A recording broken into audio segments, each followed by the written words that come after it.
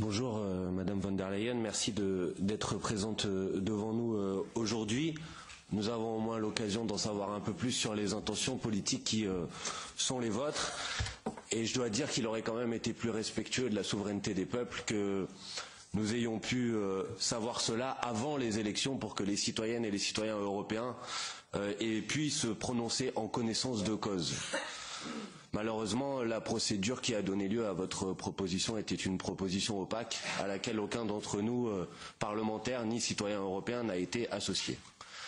Bon, vous êtes là et c'est tout à fait l'occasion de vous poser quelques questions. Donc je voudrais vous poser finalement 5 questions extrêmement simples et concrètes.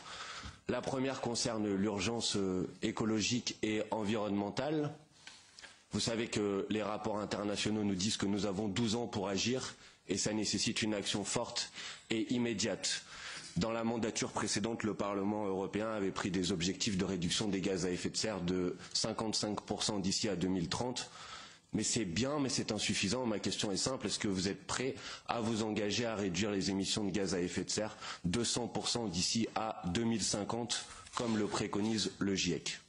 Deuxièmement, la Commission sortante vient de ratifier un accord de libre-échange avec le Mercosur qui aura un impact extrêmement défavorable sur le climat.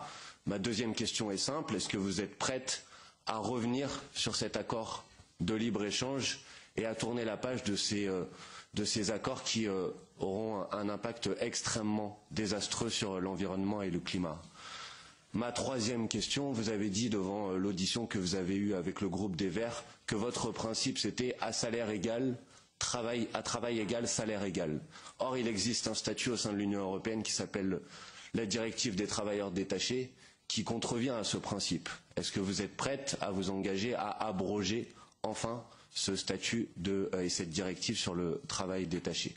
Enfin, ma dernière question pour respecter le temps de parole qui nous est donné concerne la politique de défense.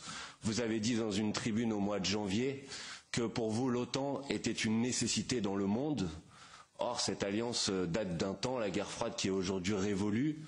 Notre question est simple, est-ce que vous êtes prête à couper les liens entre l'OTAN et l'Union européenne pour, au lieu de construire l'Europe de la guerre, que l'on puisse enfin construire l'Europe de la paix? Merci beaucoup.